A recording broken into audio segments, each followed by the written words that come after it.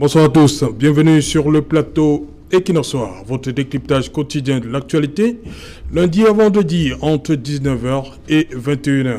Et si Amadou Ahidjo et John Goufontia, les deux artisans de la réunification, pouvaient revenir voir à quoi ressemble 59 ans après leur projet de mettre ensemble les fils et filles des deux rives du Mongo.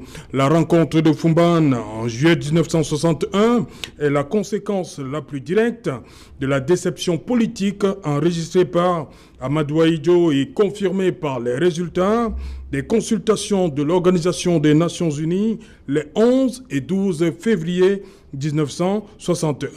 Celles-ci, les consultations, ont laissé filer le Northern Cameroun au Nigeria, déjà indépendant. La conférence constitutionnelle va conduire à la réunification des deux Camerouns avec un système fédéral.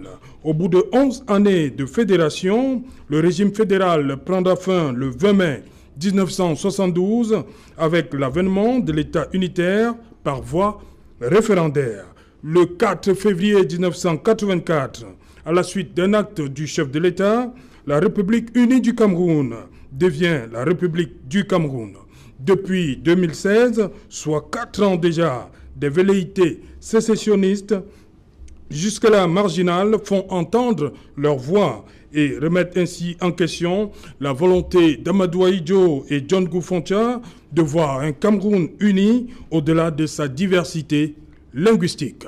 Madame, Monsieur, tout à l'heure à 20h, c'est la grande édition d'information présentée par Cédric Nouffelé. Tout de suite après, le débrief du journal et tout de suite, le fait du jour.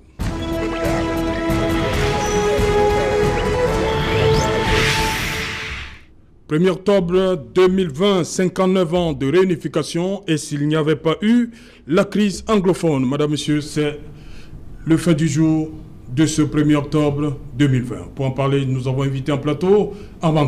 Bonsoir Armand. Bonsoir Serge Alain, bonsoir à vos nombreux téléspectateurs et bonsoir au cours du temps de la soirée. Je voudrais profiter de cette occasion, premièrement, pour féliciter le groupe Equinox pour le travail professionnel que j'ai observé depuis l'arrivée de la pandémie Covid-19. Nous avons assisté au triplex, quadriplex, peut-être quintuplex. Je dois saluer ce travail. Je pense qu'il a été d'utilité publique et Equinox a prouvé qu'il accompagnait le gouvernement. Ah bon? Et à part le gouvernement, même Equinox est vu ailleurs. On accompagne le gouvernement, c'est ce que vous dites? Effectivement, le gouvernement et même la communauté même internationale, parce que Equinox n'est pas seulement vu au Cameroun. Donc, je ne pouvais pas... tout en noir? Non. Je ne pense pas. Je ne pense pas. Il faut éviter de verser dans l'absolu. Il y a certains Camerounais qui certainement sont un peu extrémistes, si on peut le dire. Mais je pense que ce travail est à saluer. Tout le monde l'a vu. Je pense qu'au Cameroun, il est indéniable qu'aucune télévision ne l'a fait. C'était des médecins, c'était des épidémiologistes, on avait tout genre de spécialistes. Parfois, c'était l'Amérique du Nord, parfois c'était l'Afrique, c'était l'Europe. Je ne pouvais pas manquer de saluer cette occasion. La dernière fois que j'ai été sur le plateau Equinox, je crois que c'était en mars à Yaoundé, à cause des aléas techniques, à plusieurs reprises sur Skype, je n'ai pas pu honorer. Donc, il était de mon devoir comme républicain, parce qu'il faut toujours rappeler quelque chose, Serge Alain. Nous devons dire quand c'est bon, même quand ça concerne notre gouvernement. C'est ça un bon citoyen. Nous devons conseiller notre gouvernement autant que se peut. Quand c'est bon, nous devons dire que c'est bon. Quand c'est pas bon, nous devons également, parce que nous sommes comme des think tanks, des leaders d'opinion. Donc, il était de mon devoir d'apprécier cela. Voilà, Armand, je rappelle que vous venez de Yaoundé, vous êtes diplomate et géostratège. Merci d'avoir effectué le déplacement. Bonsoir, Miss Joel Mukage. Good evening, sir. Thank you very much, Serge Alain. Good evening to you. Good evening to co-panelists. Special good evening to Southern Cameroonians watching, because the 1st of October, take it or leave it, it is true that those of the regime think that some of us are contrary of their opinions, but history is clear that the 1st of October 1961, Southern Cameroon gained independence. That is why I want to give a special good evening to all those of English expression and of those watching in Sousa, especially the duo of Sousa, Boka Malum Omate. Ok, à côté de vous, Marcelin Paiement. Bonsoir. Bonsoir Serge. Et bon retour. Merci. Je dis bonsoir particulièrement à ma grande famille, le Khaled, qui m'a soutenu dans mon accident. J'étais indisponible depuis pratiquement 3 semaines. Je dis bonsoir à toutes les personnes âgées qui ce jour ont une journée dédiée à elles. Je dis le Cameroun tout entier célèbre ce jour un anniversaire historique. Et c'est pour cela que nous apprécions la thématique du jour. Okay. Bonsoir à tous. Eric Yambi, bonsoir. Bonsoir à vous, bonsoir aux copanélistes et spécialement bonsoir à tous les Camerounais, qu'ils soient sur le triangle national ou alors au sein de la diaspora. Eric Yambi, je rappelle, vous êtes consultant, conférencier, journaliste indépendant spécialisé en relations internationales, auteur de ce magnifique ouvrage, Le Cameroun dans la géométrie des relations internationales. Eric Yambi, je commence par vous. D'où vient le Cameroun pour parler de réunification en 1961? Nous sortons d'où? Le Cameroun sort d'un très long fleuve qui n'a pas été tranquille. Et je vais faire beaucoup d'efforts pour évidemment ne pas faire un véritable cours d'histoire ici pendant cette émission parce qu'on en aurait pour plusieurs jours ou alors même plusieurs semaines.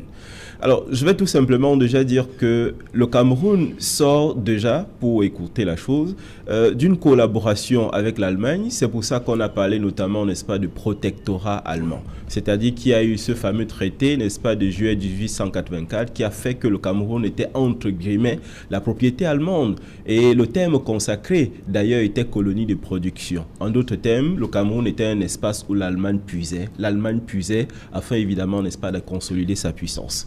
Entre parenthèses, on doit le savoir, les Allemands sont les fondateurs de la géopolitique.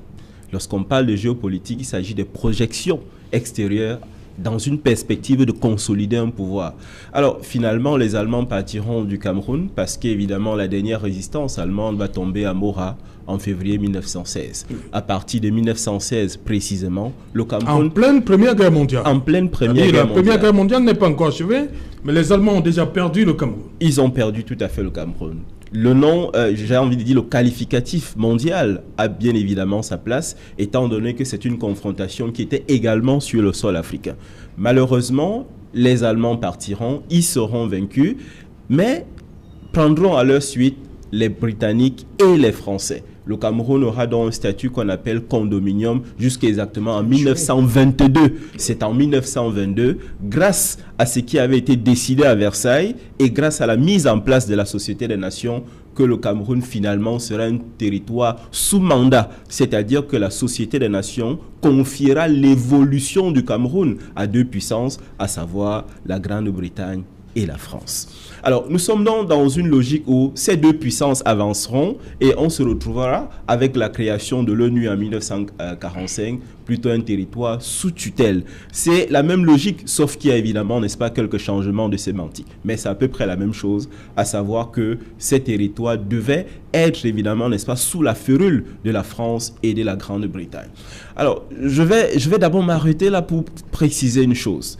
Il y a eu une succession d'intérêts alors que le Cameroun lui-même est une entité dominée dans les relations internationales. Alors, s'il y a eu d'abord l'Allemagne, qui a même encore caressé à un moment donné le rêve de récupérer entre guillemets le Cameroun avec Hitler en 1933. C'est pour ça que dans notre pays, à un moment donné, particulièrement à Douala, ceux qui avaient évidemment, n'est-ce pas, une sympathie germanophile étaient tout simplement arrêtés, embastillés. Et ça vous rappelle des choses. La violence au Cameroun ne date pas d'aujourd'hui.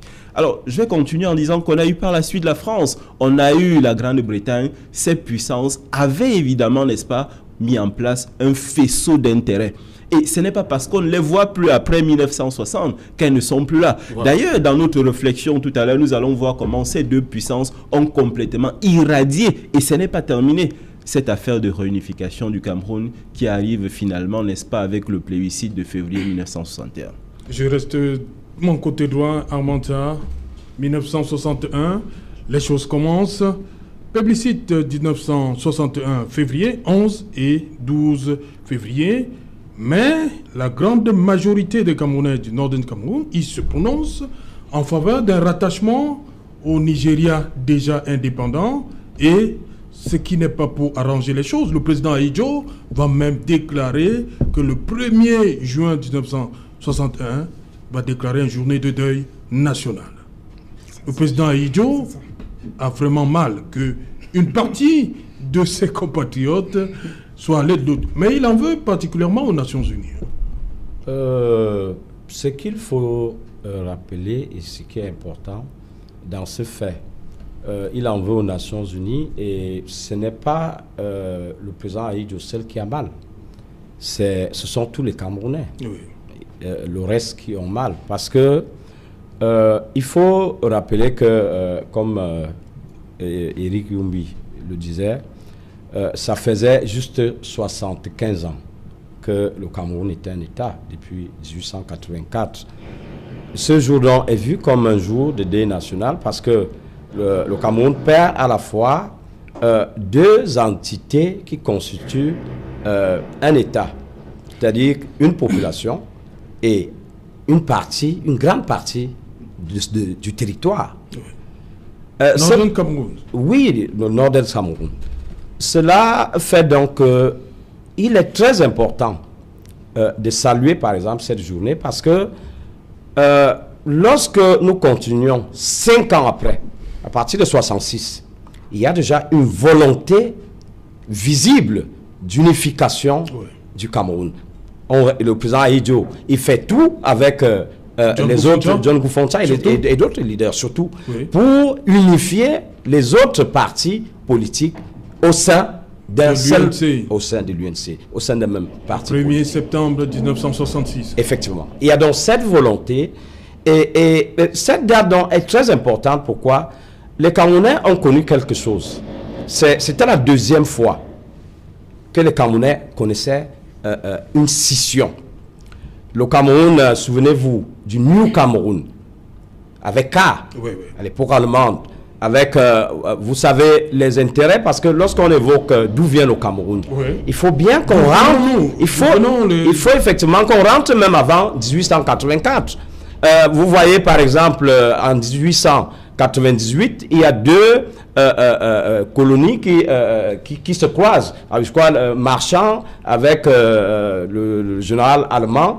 Il y a la France qui voulait relier les colonies de l'Est, c'est-à-dire que, je crois, Dakar à Djibouti, je crois que c'était ça, avec également les Anglais, effectivement, c'était les Anglais qui voulaient relier également l'axe le Caire et le Cap. Donc, il y a eu ce qu'on appelle l'entreprise coloniale. Il y a eu, même au niveau européen, c'est pour ça que certains États n'ont pas pu coloniser des pays en Afrique ou en Asie. Il y a eu, par exemple, la France, qui domine pratiquement le XVIIe siècle et le XIXe siècle et le début du XXe siècle, avec par exemple Théophile Delcassé, qui a utilisé ce qu'on a appelé l'arme financière pour détruire ce qu'on a appelé la triplice, c'est-à-dire que l'Autriche-Hongrie, avec l'ennemi qui était l'Allemagne, parce que l'Allemagne c'était vraiment l'ennemi. Et donc, il y a eu toute cette entreprise que les puissances ont utilisé pour avoir ces colonies.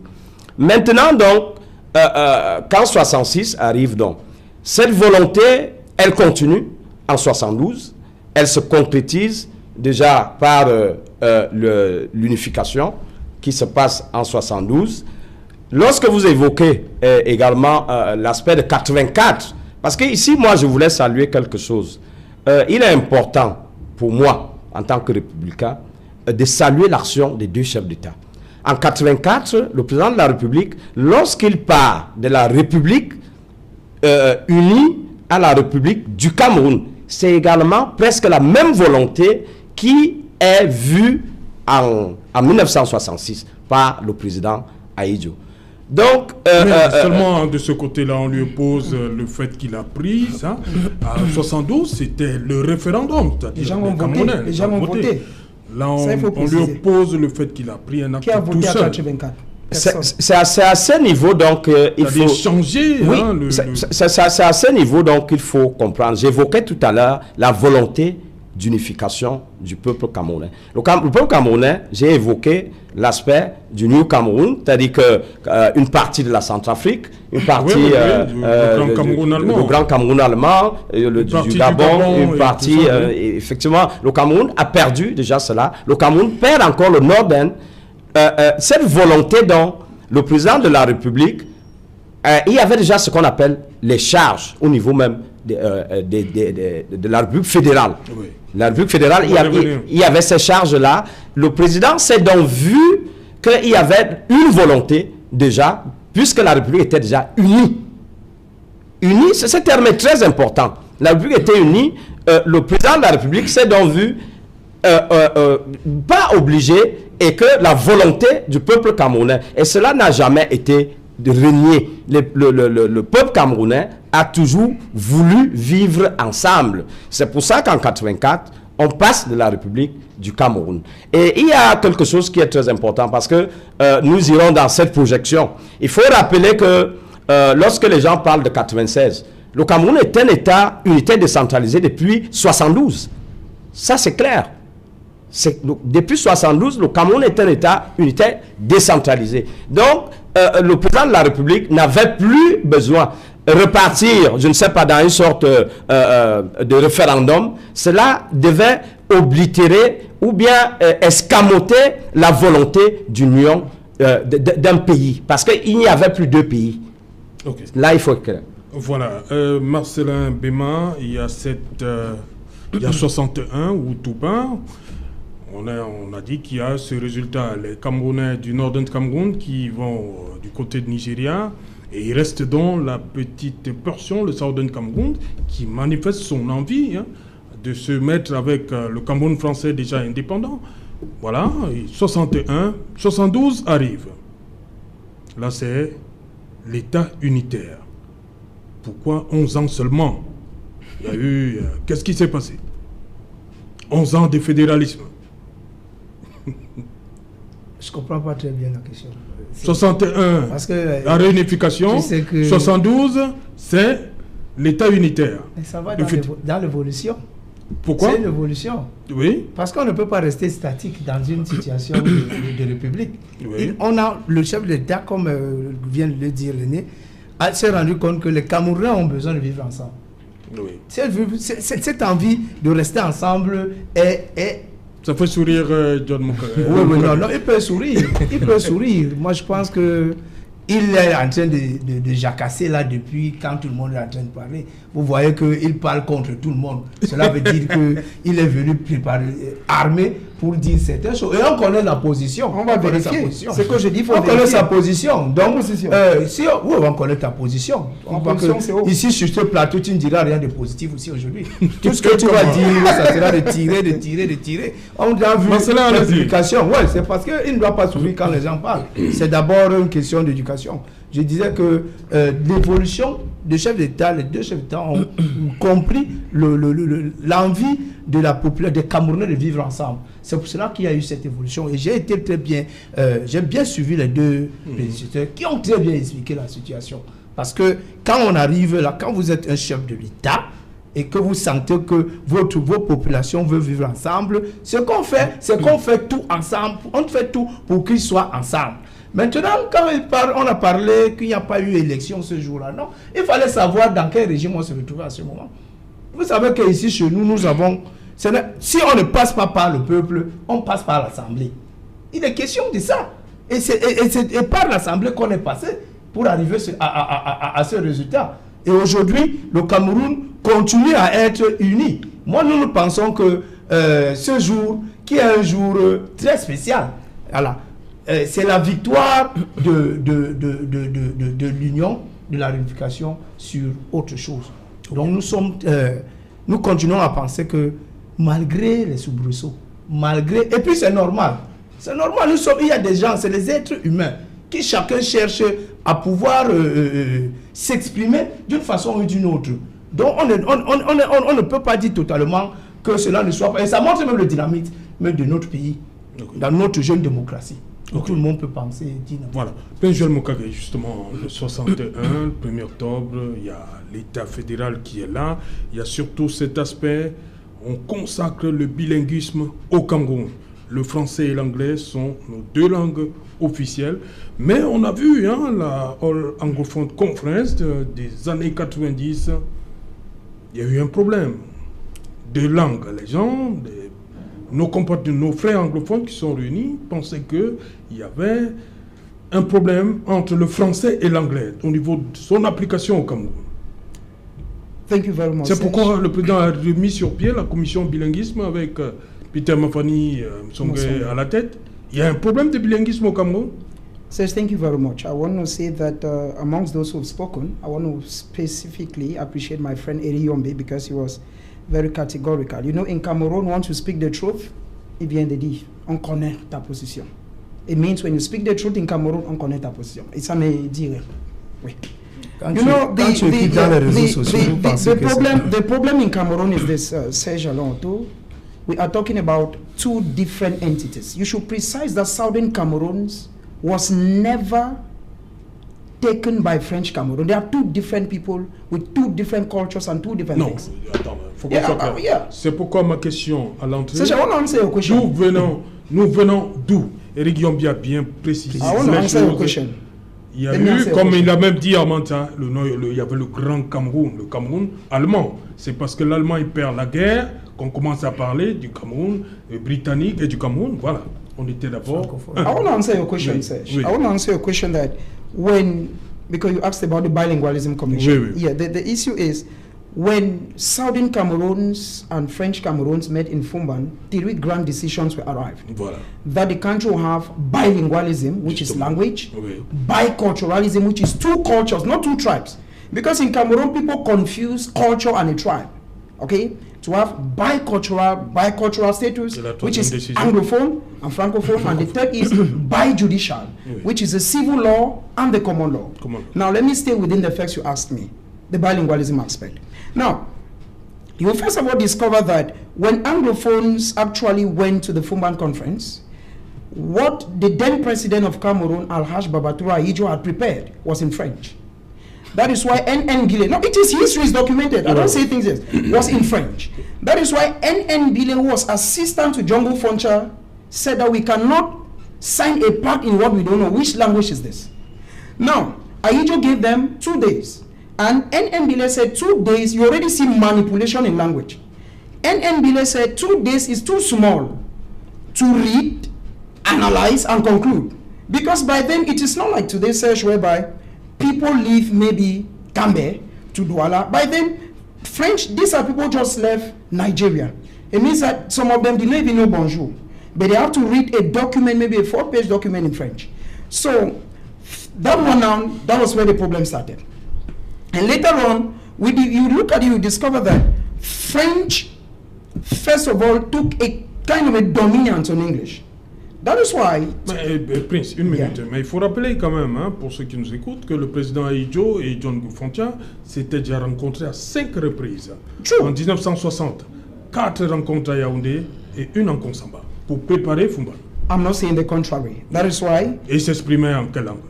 No, when you even look at history, I don't want to, Serge, I don't want to go into the nitty-gritty because we're talking for nothing. When you look at history, well, history says it, and it's very clear that Djongo Foncha was more interested in the post of the vice president proposed him by Ahidjo than the fate of Anglophones. We should say that it's documented in history. Okay. So it means that anything that Ahidjo was saying, he was more interested in the post of the vice president. That aside, I want to say that language issue in Cameroon is going to take us a long time.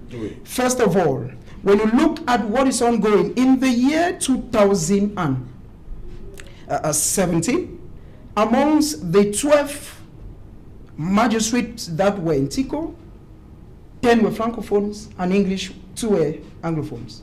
And now imagine that a primitive woman who lives in Misaje is in front of that court. The question to ask is, culpable or non-culpable? That is why you discover that in 2016, because I'm coming to the Bilingualism Commission, you asked me, that is why in 2016, we saw lawyers, because the Anglophone crisis did not start in 2016. That is why in 2016, we saw lawyers like Bob Gahamoni, Abobalan Kongo, and the others. They said you cannot bring French magistrates to judge us. Judging us means, because the first thing is, they don't have interpreters, Serge. If you ask me a question in French and I don't answer, the problem is not me. In communication, we'll call it noise. It means you and I cannot understand each other. So when lawyers came out, the reason is because they said you cannot bring French magistrates. The same case with teachers. A very simple example, I should say. If today you are a physics teacher and you're posted, for instance, in GSS Noir to teach physics, you did French education. Because you say that physics or chemistry and chemistry are two different things. Now, when you go there, which language are you going to use to teach the children? I was in the University of Boya. I watched teachers teach what they call Franc-Anglais. I'm coming with the stages to answer your question, Serge. Now, I have watched in Nigeria where a teacher was sent to teach mathematics. He's a French teacher. He found himself in a purely English school, and because he's francophone, the principal tells him, tu vas enseigner le français. En tout cas, le français, c'est le français. Est-ce que quand on fait mathématiques à l'école, on peut enseigner le français? Non. So when you look at all these grievances, the president felt that Anglophones have over-complained of what? That one language is more than the other. That is why he created the Bilingualism Commission. But now looking at the Bilingualism Commission itself, it has 15 members. Amadou Tumona, Peter Mafani Mosonge, to me, the barrister Tumfoni Kwale, and many others are 15. Non, il y a un jeune à savoir, ancien président des jeunes. Yes, yes. Conseil national de la jeunesse. Correct. There are 15 of them, Serge. The question I Vous want to voulez ask, dire que dans cette commission, il y a moins d'anglophones? This is what I want. No, but it's not even an issue of anglophone. Oui. What I want Parce to que là, say vous here- avez cité seulement les anglophones. They are Vous voulez francophones inside. prouver They are quoi? francophones inside, but Donc, please, vous voulez prouver quoi? no. The problem is I don't have all the 15 names. Let me be honest, but I know the Parce que major vous avez ones. commencé seulement à citer les anglophones. No, I don't know the other names. Let me be honest. Oui. But there are 15 of them. Oui. But the truth is, amongst the 15 of them, it's good that Cameroonians will hear and know the truth. Amongst these 15, show me one who did interpretation and translation anywhere. None. There's none. You don't pick people who don't know anything, you just put them. They don't do like that. You don't put people to decide the destiny of people based on political reasons. Peter Mafani Mosonge saved Cameroon as a prime minister. He was well on retirement. Why bring him back in the Bilingualism Commission? Let's be honest, because Non, le when you look président at, nomme aux emplois yeah, civils yeah. So et when you look militaires. at when you look at the problem, yes, Serge, when you look at the C'est la problem, Constitution qui dit le président Yeah. nomme aux emplois civils et correct. When you militaires. look at the problem today of C'est language, discrétionnaire. yes. When you look at the problem of language today, do you know that in the police college in Mufengene, amongst close to 450 teachers who are teaching there, not up to 30 are English speaking, and that when you go to Kutaba, for instance, they say oubliez votre patois là, en anglais, on ne parle pas ici. Show me one policeman who speaks English. Est-ce que vous avez déjà demandé la carte d'identité un jour en anglais? On dit suivant, présentez-vous, messieurs. Dis donc que ma grand-mère qui quitte le village. Vous êtes dans quelle partie du Cameroun? I'm an English speaker. Vous But I only dites qu'il n'y a learned. pas de policiers anglophones? Il y en a, mais langue officielle dans l'armée, c'est le français. C'est la Non, vous vérité. ne pouvez pas dire ça. Quand vous allez voyager comme je voyageais, non, il faut dire la vérité. Quand on voyage, Oui. the language is simple. They say présentez-vous. Présentez-vous is the equivalent of present yourself. No. So I am saying, and I want to say clean, says that Oui. if we want to talk about equality of language, first, let those divisional officers who live in NAM have English as a compulsory subject, and while in the field they should exercise. C'est pourquoi je dis que l'une des résolutions, lorsqu'on sort de la conférence de Fumban, le bilinguisme est, c'est-à-dire que ça fait partie des principales résolutions de Fumban. Le français et l'anglais doivent être, et je vous ai ramené à la All Anglophone Conference, Correct. où ce problème a été posé par les anglophones, où ils disaient qu'ils ont l'impression que l'anglais est un peu comme au second palier par rapport au français. But till today, Serge, that's why I've given you examples. It is true that somebody out there may not like what I'm saying. The All Anglophone Conference of 1992. Voilà donc pourquoi on a mis sur Yes. pied la commission Msonge sur le bilinguisme. Hein. C'est pour ça qu'il dit que parmi les 15 membres qui a fait, who has done translation, interpretation, where you don't just pick people like that. That's what I'm saying. Oui. Because I'm not doubting their qualifications. I'm not doubting their academic levels. You cannot take me today to go and be a doctor. I did not do me chemistry. I don't even know how an Donc vous avez injection looks like. un problème véritable avec le profil des membres de la commission. Now, that is one of the problems. And Oui. the second of the problems is that when you look at the entire system of Cameroon, La République du Cameroon, it is made so much such that English is considered a subordinate to French. Whereas there were supposed to be 2 equal languages. Because Jumbo Foncha, during the All Anglophone Conference first in 1993 in Boya, apologized to his brothers and said, I am sorry. I took you, yes, I took ce you qu'il avait fait en 1960. I took you Il to s'est a bad trap. excusé. Il s'est excusé. And we should also tell Cameroonians, because some people feel that we maybe hate a political party. We should tell Cameroon that Jumbo Foncha was vice president of the CPDM. It's true? Did he not resign? He resigned, and his reason is simple. Documents are clear. He said he cannot be vice president of a party, and he only listens appointments, decisions of the party through the radio as if he were a militant. So I want to say that the language issue in Cameroon, Serge, is going to take a very long time for us to shape it. Shape it because a majority of those who have even been given power to talk about the issue, they know little or nothing about it. And a majority of our institutions, look at ENAM, look at EMIA, look at SIAB, look at the major institutions in Cameroon, which is purely English. Very, very few. And a majority of those who live these areas cannot eloquently express themselves in English. That is why a teacher who did mathematics in École Normale Supérieure French system goes to teach French and starts teaching children what he does not master. Ok, Éric Yombi, sur cette marche 61-72, l'avènement de l'État unitaire, 1984, la République du Cameroun, et on entend souvent ci et là que c'est cette façon de passer de la République unie du Cameroun à la République du Cameroun qui n'a pas plu à certains anglophones. Oui, je vais répondre à votre question, mais avant, j'aimerais marquer un point d'honneur sur un certain nombre de choses.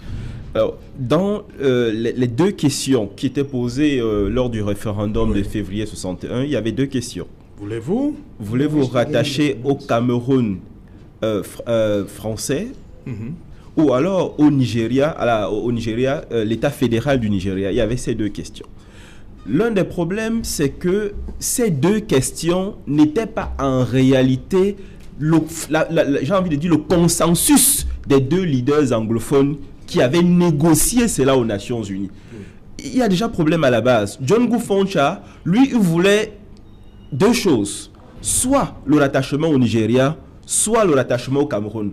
Alors, si le rattachement au Cameroun se faisait, il demandait qu'il y ait un temps pour ces anglophones de réfléchir sur l'avenir politique qu'ils voulaient engager avec le Cameroun francophone devenu indépendant.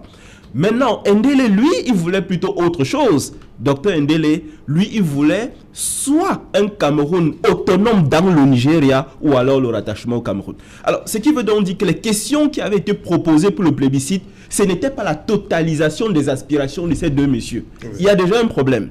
Alors, je vais continuer en disant que ce qui fait également problème avec la question anglophone aujourd'hui, et votre question fait mention à cela, c'est que l'exception, la particularité anglophone n'a pas été respectée dans tout ce processus politique, institutionnel et consort. Je vais prendre des exemples très simples.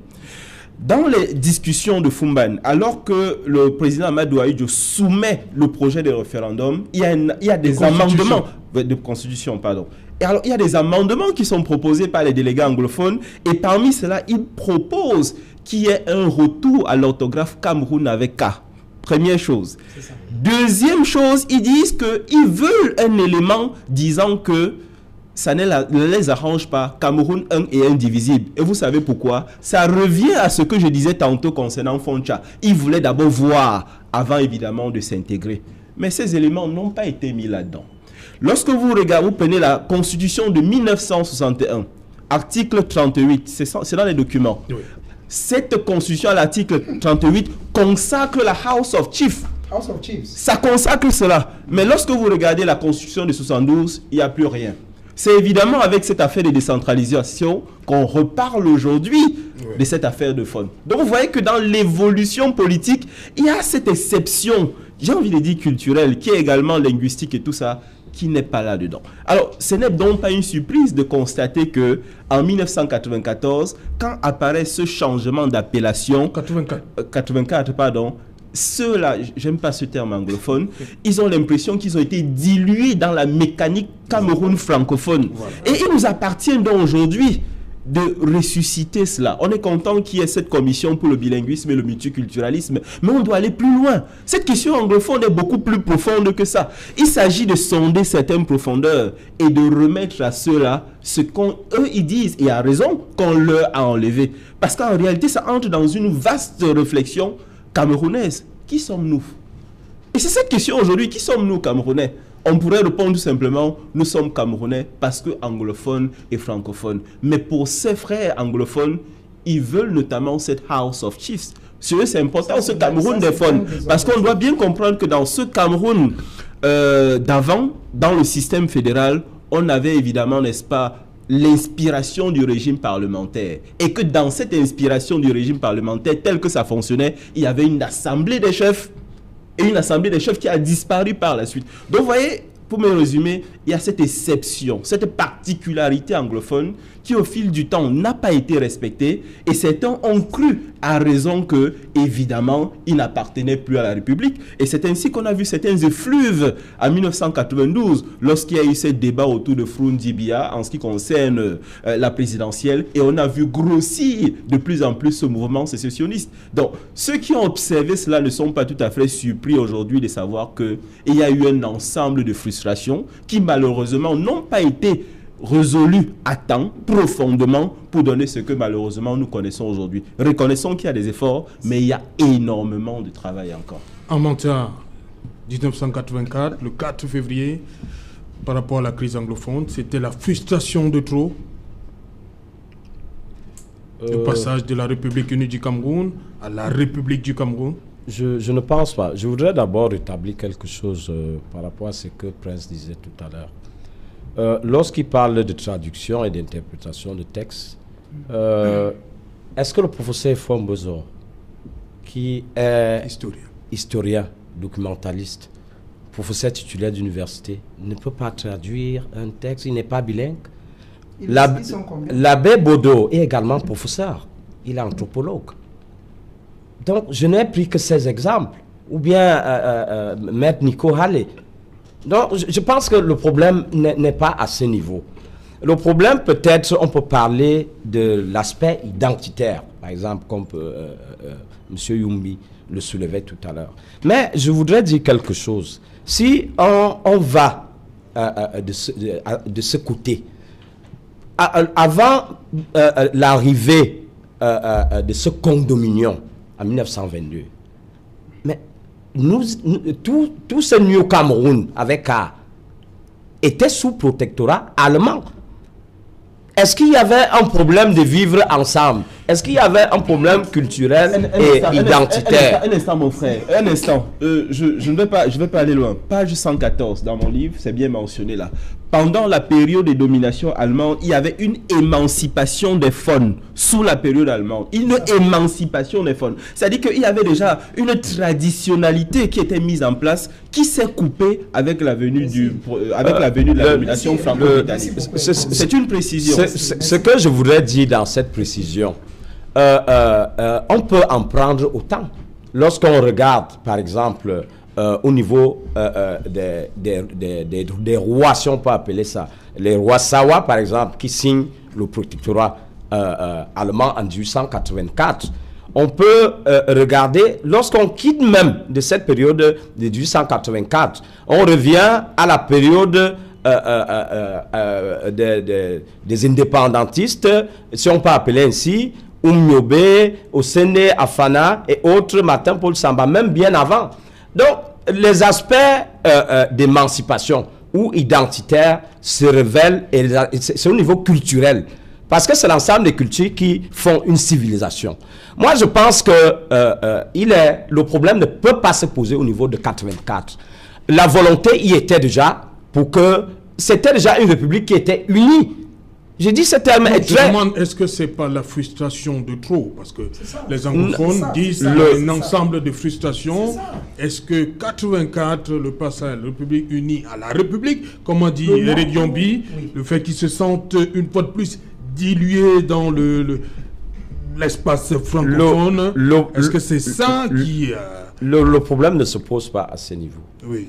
Lorsqu'on fait une analyse objective, on peut constater très clairement que lorsqu'on a un État unitaire décentralisé depuis 1972 et qu'on a, par exemple, une belle constitution obtenue par consensus en 1996, après un tripartite, et il y a eu un ralentissement de mettre la décentralisation en place. C'est cela qui est à l'origine. Parce qu'il faut comprendre aujourd'hui, parce que je vois où Prince veut en venir. Et le problème que nous avons aujourd'hui, le conflit que nous connaissons aujourd'hui, il est très clair que le conflit que nous connaissons aujourd'hui est un conflit qui a été déclenché à la fois par occasion et par maturation. C'est-à-dire qu'il y avait déjà des causes historico-politiques, mais effectivement, il y avait également des causes qui étaient occasionnelles,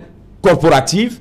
Maintenant, il était clair que les populations en profitent pour revendiquer. Mais maintenant, nous pouvons très bien nous rattraper. Parce que lorsque nous faisons des analyses, il y a un aspect qui est fait en 1996.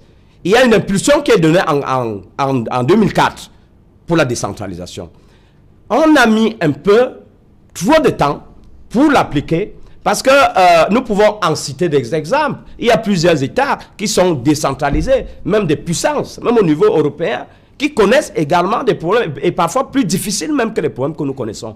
Je suis parfaitement convaincu que si nous avions mis en place la décentralisation à partir de 1996, si nous n'avons pas connu les problèmes que nous connaissons aujourd'hui. Maintenant donc, avec le statut spécial, il y a cette chambre des chefs qui revient, il y a la fonction publique locale, il y a l'aspect patrimonial et au niveau même de la décentralisation, ce qu'on appelle le transfert des compétences avec les biens mobiliers et immobiliers et autres. Il y a tout ça qui est restitué, mais ce qui est important, pour un pays comme le Cameroun devrait rester un pays uni. Le Cameroun n'a pas besoin... Le Cameroun a des défis. Il est bien vrai, c'est une jeune république. C'est un pays qui, depuis 1984, lorsque nous essayons de compter, ça fait, je crois, à peine 135 ans. C'est très jeune ça. Le Cameroun devrait rester uni, affronter les défis. Les défis que nous en avons, que toutes les populations en ont. Parce que si nous nous lançons dans ces revendications, il y a d'autres régions qui peuvent également en revendiquer. Okay. Lorsque, par exemple, si nous allons, Serge Alain, au niveau, par exemple, des capitales, mais il y a des capitales au Cameroun qui peuvent revendiquer qu'elle devrait être aujourd'hui la capitale politique du Cameroun parce qu'à l'époque allemande, elle était la capitale. Et il y a d'autres qui pouvaient revendiquer qu'elle pouvait être la capitale économique. Donc, il y a des faits on devrait comprendre que même au niveau de la construction d'un État, parce que c'est un processus, il y a un dynamisme qui se fait et il y a des faits qui s'imposent. Et lorsqu'on est un leader et qu'on a la tête d'un État, il y a des décisions qu'on doit pouvoir prendre en fonction de la volonté du peuple. Si la partie du Southern avait voté pour rejoindre la partie francophone, il était clair que les deux peuple voulait rester ensemble. Voilà, et c'est ce qui s'est passé. Voilà, Marcelin Béma, permettez-moi de lire une minute, je reviens à vous. Une partie du discours d'Amadou Ahidjo à Foumban, à la clôture, la conférence. Le président Ahidjo disait en 61 à Foumban, « La valeur d'une constitution ne se mesure pas à la longueur de ses articles, mais à l'application raisonnée et raisonnable qui en est faite par des hommes animés d'un esprit patriotique et du même souci de bâtir une communauté nationale au sein de laquelle les uns et les autres s'efforceront d'œuvrer pour le bien-être, la prospérité et la paix en faisant abstraction de toute idée partisane. » Je lis ceci pourquoi? Parce que comme m'a dit Prince Joël Moukage... Oui, permettez. Les anglophones pensent que certains pensent que ce qui avait été dit à Foumban n'a pas été respecté. Serge, je dis...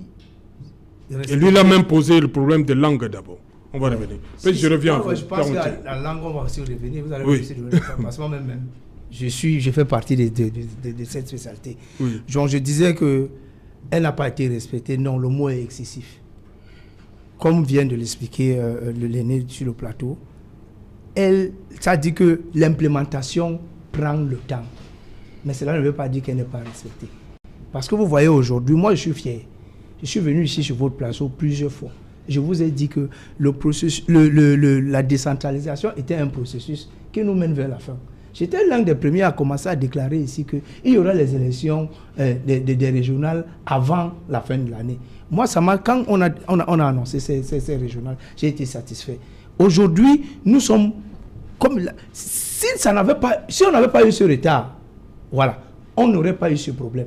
Mais vous avez lu tout à l'heure, j'ai retenu deux notions dans votre mot, raisonner et raisonnable. Oui. Effectivement, on ne pouvait pas aller à la vitesse, parce que quand on va à la vitesse, on n'est plus raisonnable, on ne peut plus raisonner. Je pense que le temps que cela a pris, c'était pour être raisonné et raisonnable. Moi, c'est pour cela. Et aujourd'hui, on pense que c'est suffisamment mûr. Quand nous allons finir les élections régionales, nous allons retrouver cette chambre de TIF. Cette chambre. Chefs. On va utiliser quels critères pour choisir 20 chefs? Je pense que quand il parle, nous parlons. Après, vous aurez la parole, Prince. Souffrez quelque chose. Donc, nous sommes en train de dire que nous pensons que d'ici la fin de l'année, nous allons retrouver ce qu'a été vraiment véritablement le Cameroun depuis ces années 72. Donc, la notion de raisonner, je le redis, c'était que, oui, raisonnable, ces deux notions nous empêchent d'aller à la vitesse. Quand on s'est précipité. Président Idjo en 1961. Mais bien sûr, le président de la République, Paul Biya, a pris tout le temps parce qu'il fallait mesurer. Vous avez vu, même d'abord, pour mettre en pratique déjà ces communautés, ces communes, dans leurs nouvelles pratiques, ça n'était pas évident. Il y a des gens qui ont pensé que, comme la décentralisation est venue, quand on est maire, on s'en fout de tout, on peut tout faire. Il y a d'autres qui sont même partis, ils ne sont pas revenus aux dernières élections parce qu'ils avaient pris de l'argent, ils sont partis avec. C'est de ça qu'il est question. Il n'est pas question d'aller dans la précipitation. Il est question ici d'aller avec modération et précisément. Merci. Prince Joel, allez-y. Vous voulez répondre à Armanta? Yes, I want to make a correction. First, I respect him a lot. When you say that Anglophones are revendicating and people of the East are revendicating, that's where the problem comes from. It's totally wrong. East is a party of the French Cameroon. We had two cultures left to us by the colonialists, called the French and the British. The East people do not have a culture. They have assimilation as a culture. A culture is not a tradition. You should know that. And the Anglophones have a culture given to them by the British called Indareglo. So you should not say that if Anglophones are revendicating... Mais je ne pense pas que la colonisation implémente une culture. La colonisation n'implémente pas une culture. Mais même les peuples asiatiques ont été colonisés, mais elles ont gardé leur culture. Nous ne devons pas accepter ça. C'est ça le problème, on confond. La langue est un élément de la culture, mais cela ne fait pas en sorte que parce qu'on a été colonisé, les peuples asiatiques ont gardé la culture. When Anglophones were given two questions by the UN, there is one fund in Bafut called Fonachirimbi. Fonachirimbi of Bafut, having looked at the two questions, said to him, Nigeria was water and French Cameroon was fire, and I preferred to stay alone. Because we look at the problem like Eri Yombi was saying, the lack of a third option is what has held Southern Cameroon. Permettez, Joël. C'est le temps du journal. Bonsoir Cédric, au menu ce soir. Bonsoir Serge Alain, bonsoir à vos invités. Ce soir, nous parlerons de l'anxiété qui gagne de nombreux parents d'élèves et leur progéniture. Les résultats des examens du sous-système éducatif anglophone ne sont pas encore disponibles. Pourtant, nous sommes à quelques jours de la rentrée scolaire hypothétique pour les candidats au DCE, O et A-Level. Comment vont-ils préparer cette rentrée scolaire sans connaître leurs résultats? Vous les écouterez dans le journal de 20h. Et les membres du gouvernement en charge de l'éducation nationale s'expriment également sur les mesures prises pour faire face à cette première rentrée scolaire post-Covid-19. On en parlera dans quelques instants. Nous sommes le 1er octobre 2020, date de la commémoration de la réunification. le gouvernement s'est silence radio sur ces dates pourtant importantes pour le Cameroun. Et le président de la République s'est contenté d'adresser ses félicitations au Nigeria et à la Chine qui célèbrent leur fête nationale, mais n'a rien dit sur la commémoration de la réunification, analyse et décryptage de cette date importante et l'évaluation de cette unité entre le Cameroun oriental et le Cameroun occidental. C'est à suivre dans le journal de 20h. Et nous irons en Côte d'Ivoire pour faire le point sur le processus électoral, là où certains candidats de l'opposition ont retiré leurs représentants de la commission électorale, pendant que d'autres maintiennent leur candidature au regard des rumeurs qui circulent. On en parle dans quelques instants. Serge Alain. Voilà, justement, dans un instant, le 20h de Cédric Noupélé, avec toutes les équipes rédactionnelles d'Equinox Télévision, c'est pour vous servir le 20h d'aujourd'hui. Madame, Monsieur, tout de suite après, ce sera donc Equinox Soir, deuxième partie, le temps du débrief.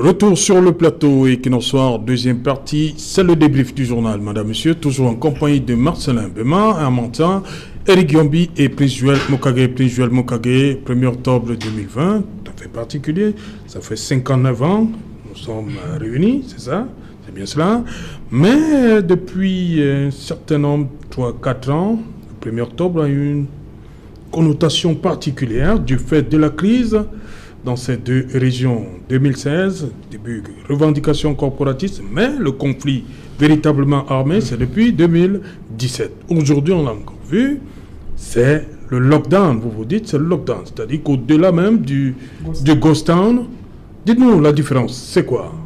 Ghost town, lockdown. Yeah, Serge, ghost town is a call that is at times made by those of the other camp who call on the inhabitants of the northwest and the southwest not to come out and carry out their daily activities. That's a ghost town.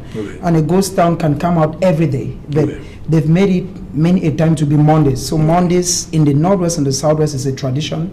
The people respect a ghost town. It means they don't come out, their daily activities, they don't respect. We can remember that the late mayor of Boya, Patrick Ikema Isunge, we remember that on Mondays he wanted to go contrary. So that's a ghost town. But a lockdown, Serge, I want to say that before 2016, it is true that, and we should say that Anglophones have been respecting the 1st of October 1961 when they got their independence. I believe that even the presenter of the 8 p.m. Cedric Nofile made mention of the fact that the president of Cameroon sent congratulatory notes to the president of Nigeria and that of Chad, or rather that of China, but nothing is said about Southern Cameroons. It goes to tell you that it is a direct conception, just like he said in France in November 2019 in front of Mo Ibrahim, that there has been a deliberate attempt from the French counterparts to assimilate the other part, which is the English part. So today, the people, as usual, respected the day that they called theirs. But one thing that is peculiar about this day is that in the past, the people used to have what they call the NCNC, and they used to come out, the SCNC, and they used to come out having horse flag. But the past experiences were not the best, because the present regime will always do everything to stop the hoisting of a flag in the country. So today, the people stayed in the house. But if you look on social media, let's look at social media, it is clear that the people in their hearts know that the 1st of October is a day you cannot take it away from them. The 1st of October, like my friend Eric Yombo was saying, and it is documented, it is very clean and clear. Take it or leave it. The 1st of October 1961 has two significance. One, it is a day that West Cameroon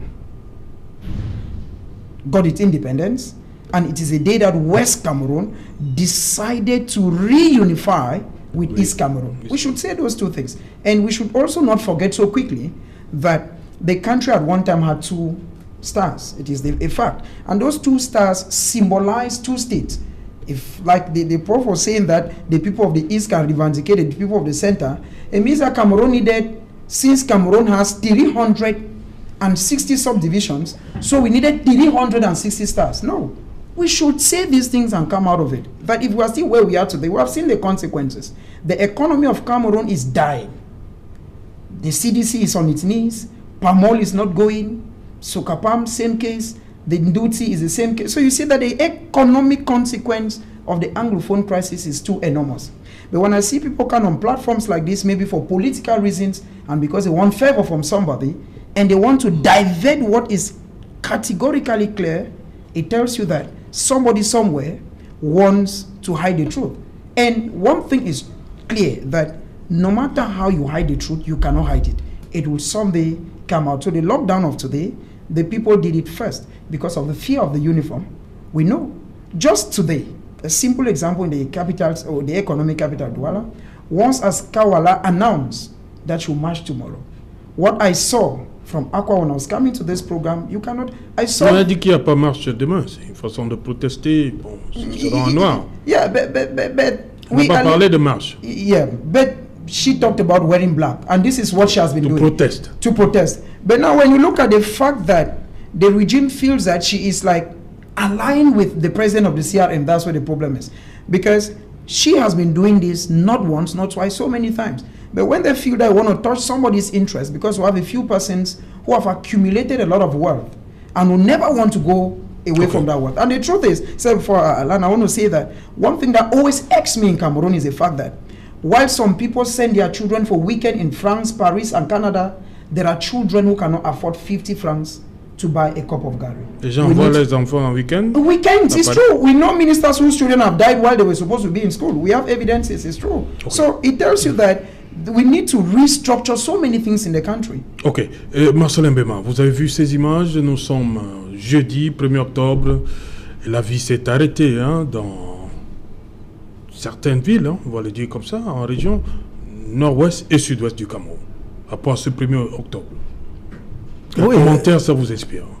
Non, nous disons que ici, il est question de se poser la question de savoir comment est-ce que on en est arrivé là. Vous savez, tout le monde a peur. Tout le monde a peur. Ça ne se fait pas parce qu'ils sont dans la logique de réclamer quelque chose ou pas, mais c'est parce que c'est la peur. Ils ont instauré cette volonté de défendre le peuple par la peur, mais ils n'ont même pas le mandat pour le faire. Mais si le peuple adhère, c'est par peur.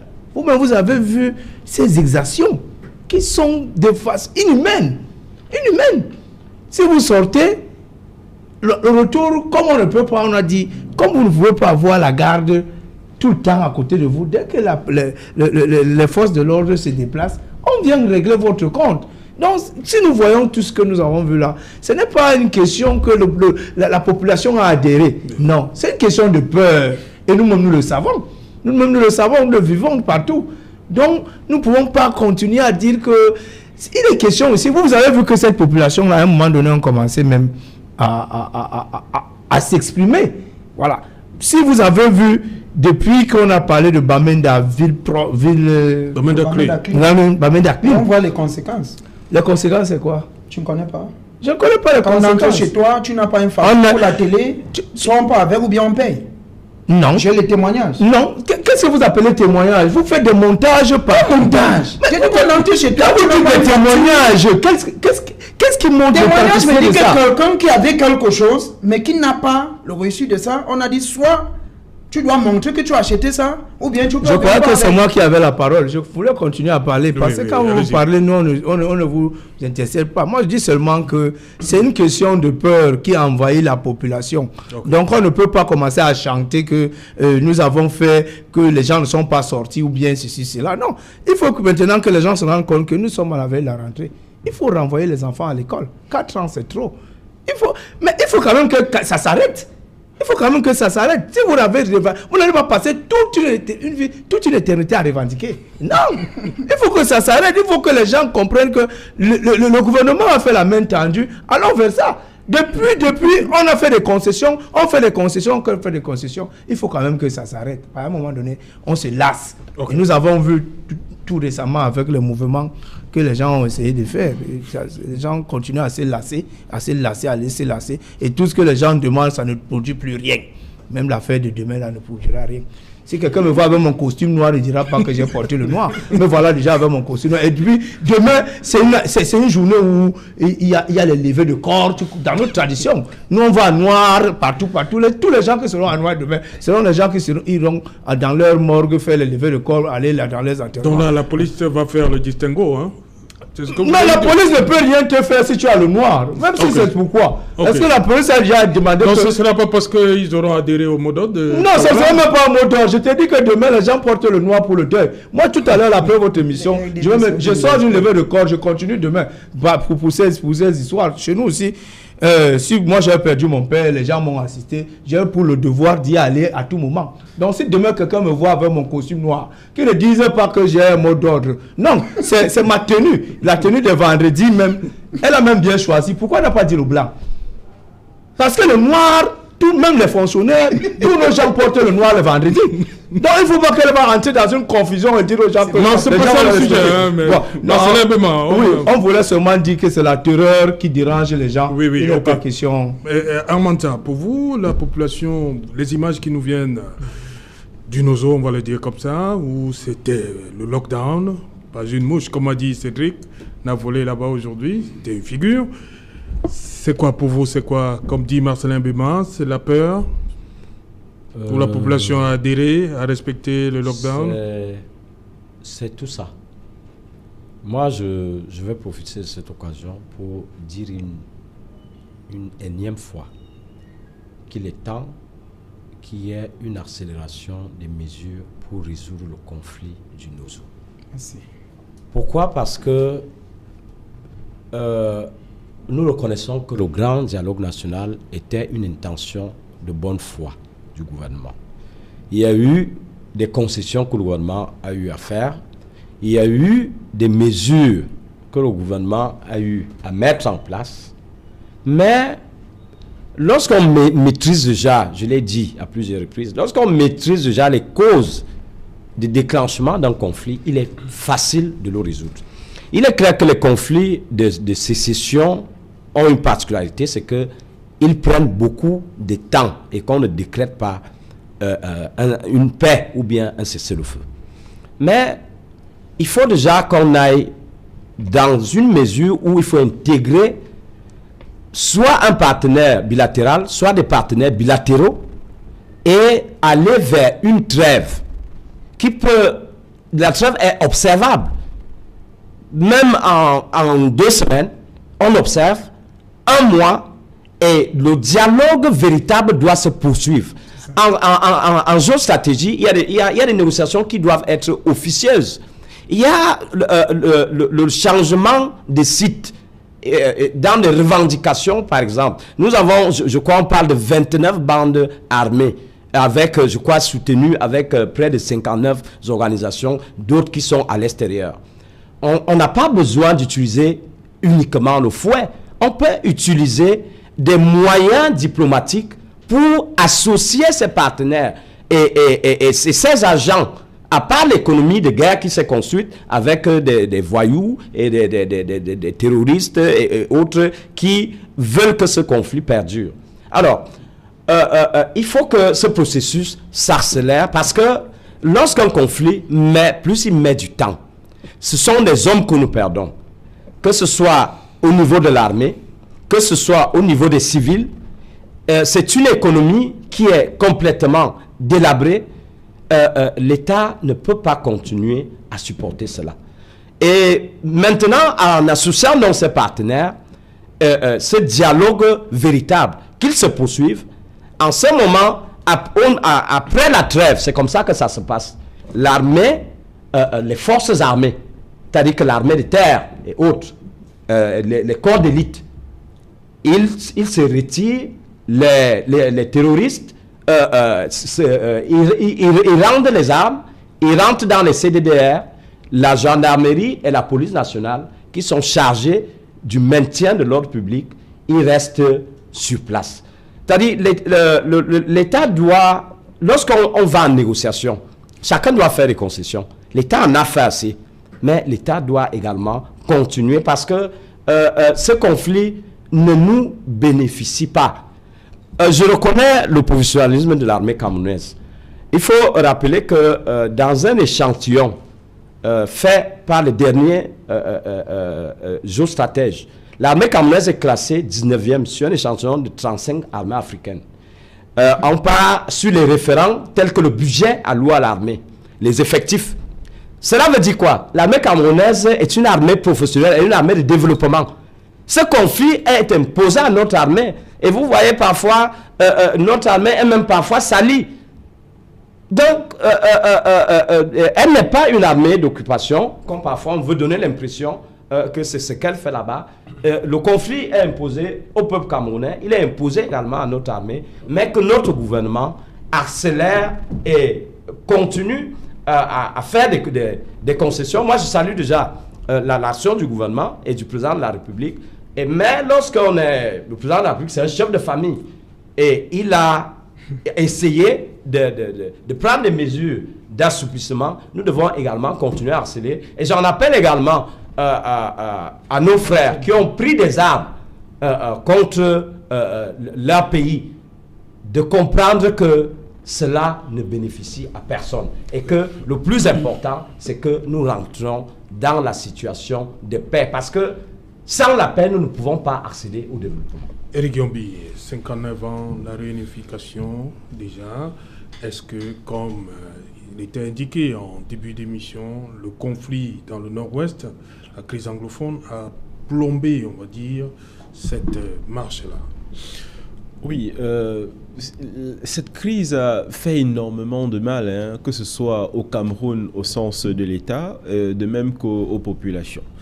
Mais j'aimerais plutôt m'appesantir sur un autre aspect. Je rêve d'un 1er octobre où désormais, nous les Camerounais tous ensemble, nous réfléchirons sur ce que nous sommes, sur un véritable vivre ensemble.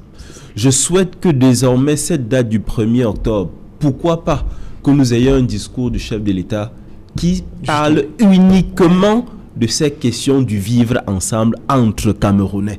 Chaque 1er octobre. Chaque 1er octobre. Je regarde le 30 septembre, la veille. Pourquoi pas, oui. De toute façon, qu'il s'agisse... une journée fériée aussi? Éventuellement, mais en tout cas, qu'on s'apesantisse, qu'un moment, qu'on se regarde et qu'on essaye de savoir ce qui n'a pas marché et que nous proposions évidemment des choses pour qu'on améliore ce vivre ensemble. Il y a un aspect très important que nous oublions en ce qui concerne cette crise. Lorsqu'on aura certainement évacué l'aspect militaire, il va rester l'aspect humain notamment. Et il y a une question très importante. Comment devons-nous réparer toutes ces cicatrices que nous avons causées? Aujourd'hui, il est hautement probable qu'on arrive à un accord. Mais comment faire en sorte que ces Camerounais qui se sont détestés hier, notamment dans le cadre de ce conflit, comment faire en sorte que ceux qui se sont insultés hier décident de nouveau d'être ensemble? Et je vais m'aller plus loin, il y a un aspect qui est méconnu en ce qui concerne ce conflit. Vous savez, lorsqu'il y a eu ce problème avec la presqu'île de Bakassi, lorsque le Cameroun a esté en justice en 2003, il y a eu un autre problème à l'extrême nord et le Cameroun a déposé une requête additionnelle à la Cour internationale de justice parce qu'il fallait une délimitation des frontières du Cameroun en ce qui concerne l'extrême nord. Tout simplement parce que le Cameroun a un grave problème d'occupation spatiale. C'est exactement la même chose dans la région du sud-ouest. C'est-à-dire que nous avons des espaces qui sont laissés comme ça, où il y a l'absence de l'État, où les populations ne sont pas totalement ancrées dans ce que j'ai envie d'appeler notre camerounité. Ces personnes sont des Camerounais d'état civil. Ils font exclusivement des échanges avec le Nigeria. Ils vivent comme des Nigérians, ils pensent comme des Nigérians, mais ils ont l'état civil camerounais. Il faudrait que désormais, le 1er octobre, qu'on se regarde, qu'on se demande ce qu'il faut pour améliorer notre vivre ensemble entre Camerounais. Évidemment, c'est un vœu pieux qui arrivera sans doute lorsque ce conflit sera à son terme. Voilà. Moi, je voulais dire quelque chose. Oui, 30 secondes. C'est ça, voilà. Lorsqu'il parle, par exemple, ce problème est très important. Pour récupérer Bakassi, on a été obligé d'utiliser des experts en onomastique. C'est-à-dire que des spécialistes pour, par exemple, l'appellation Bakassi, pour savoir d'où ça vient et autres. Et c'est même au sud. Lorsqu'il parle même du Sud-Ouest, l'accord qu'on vient d'obtenir avec la Guinée équatoriale, c'était également très important. L'aspect de négligence des frontières, je pense que c'est très très important. Lorsqu'il parle du Sud-Ouest, Nord-Ouest, le Nigeria est en train de construire l'un des plus grands ports d'Afrique au large de la presqu'île de Bakassi. Donc il est très très très important. L'accord avec le Sud est très important. C'est ça qu'il parlait du professionnel de notre armée ici. Notre armée a des spécialistes. Moi, par exemple, toute ma jeunesse, mon enfance, j'ai été soigné dans les garnisons, rien que dans les garnisons militaires. Effectivement, ils ont des comptables. Tu as eu la chance. C'est une armée où on ne quitte pas le sergent, on devient général. Vous voyez le travail que notre génie militaire, par exemple, est en train d'abattre. C'est exceptionnel. Donc, elle a en contribution pour sécuriser, par exemple, ses frontières et pour éviter de nouveaux conflits pareils. Marcelin Mbeba, votre mot pour sortir de l'émission? Oui, je continue à dire que j'ai suivi avec grande attention ce que Eric Yombi a dit. Je pense que nous partageons cela. Nous sommes les enfants d'une même famille et qu'il est nécessaire qu'on se ressoude, qu'on revient de la même famille dont nous avons été toujours ensemble et qu'il n'y ait pas de souci. Effectivement, c'est une bonne proposition, nous allons voir, mais nous demandons au peuple camerounais de continuer à faire confiance à l'État et que tout cela ne va pas dans la vitesse. Tout cela va venir et après avoir réglé le problème de nos eaux, je pense que nous allons nous occuper des problèmes de limitation de nos frontières et d'occupation de tout le terrain. Merci. Voilà, please, Mukage. Yeah, I think that Eric Yombi is somebody I appreciate very much because he stays within a context. But let me tell you, Serge, that the reason why 1st October remains very important is that the destiny of a people was carved on that day. And on that 1st of October, permit me tell you that the only reason, one main reason why Southern Cameroons did not join Nigeria was because of what is called the Igbophobia. Why? Because Nigerians had come so many to Kumba, so much so that anything you touched, as you asked the price, you bought the thing. So a few of the Anglophones, no, it is historical. A few of Anglophones had what they call Igbophobia, that's fear for the Igbo man, and they felt that they should rather go to French Cameroon. That is why Ndeli told them, do not go to French Cameroon where they'll use their army to beat you and you'll be assimilated. We are seeing their consequences today. Eric Yombi has said something very correct, and I'm happy that you introduced him as a university don, but it's very clear the audience know that we know where he belongs, just as I say. But what I wanted to say is that we should recognize the 1st of October. If we recognize a 20 May that does not have much significance, what about the 1st of October that brought two children who were once separated to become one? Okay. Because the history is simple. Cameroon under the Germans had K, Cameroon under the French had O-U-N, and Cameroon under the British has O-O-N. Today, if we're talking about Cameroon, let us come back as one man, and we must go back to what we said on the 11th of February 1961, and that is in Fumba. Voilà. Merci Armanta d'être venu. Merci à vous également, Eric Yombi. Merci. Merci Marcelin Mbema. Merci Serge, c'est toujours Thank you, Prince, for coming. It's always a privilege being on board, Serge. Voilà, madame, monsieur, nous sommes arrivés au terme de cette édition. Rendez-vous demain lorsqu'il sera 19h. Bonsoir, Ngwazip, par Ebolova.